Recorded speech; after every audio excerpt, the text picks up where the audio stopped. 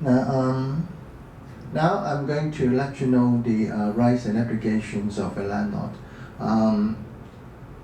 The right and application of a landlord is actually the opposite of the right and the application of the tenant, in that if something is to be regarded the rights of the tenant, then the very same thing will be regarded as an application of the landlord. For example, now usually under the tenants agreement or a lease, the landlord will agree to provide quiet enjoyment to the tenant. And also the landlord, as I said, the consideration for the landlord is to let the property for the tenants to use the property in a way as agreed by the parties. So when say under the tenants agreement, if there is a right, it is the right for the tenants to enjoy quiet enjoyment.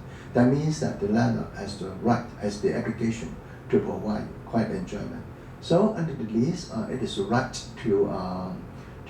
for the tenants to enjoy the use of the property, and therefore that is the obligation of the landlord to provide the property by say repairing the property whenever there is deterioration causing the property become dangerous for the tenants to live in.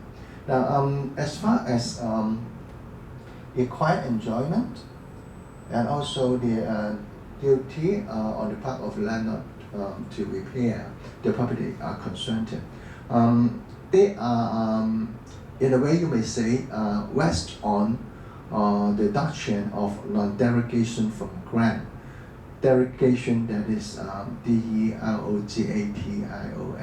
Non-derogation, that means not taken away what one grant to the others. So in a lease, the landlord agreed to grant quiet enjoyment, agreed to grant the property, grant an estate for the tenants to live in it. So under the common law, the landlord cannot grant with one hand, but then take away the very same thing with the other hand.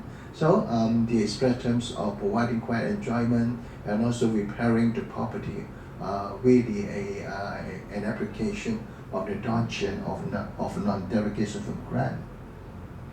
And the other terms affecting the landlord is that now sometimes the tenant may be in breach of the lease by doing something, for example, immoral, which is in contrary to the user terms of the lease, or sometimes the tenant may carrying on business in a property when the lease governing the property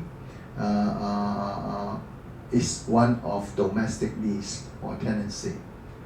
So when say the tenant in breach of the lease by say carrying business in it, and if the landlord at the same time having aware of the breach and the landlord keeps on receiving rental from the tenant, the question is whether this receipt of rental by the landlord from the tenant, when the landlord has the knowledge of the breach of the lease, would that acceptance amount to a waiver?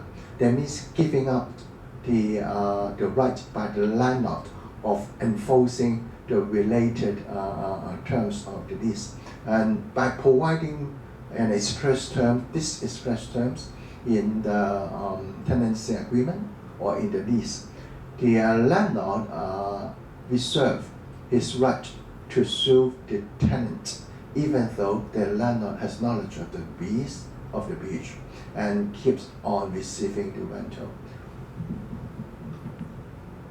Now, other than the express term, there will also be implied terms. Now, as far as the implied terms relating to tenant and also in the landlord, I will have more on this area when we talk about the implied terms being provided for in the landlord and tenants ordinance.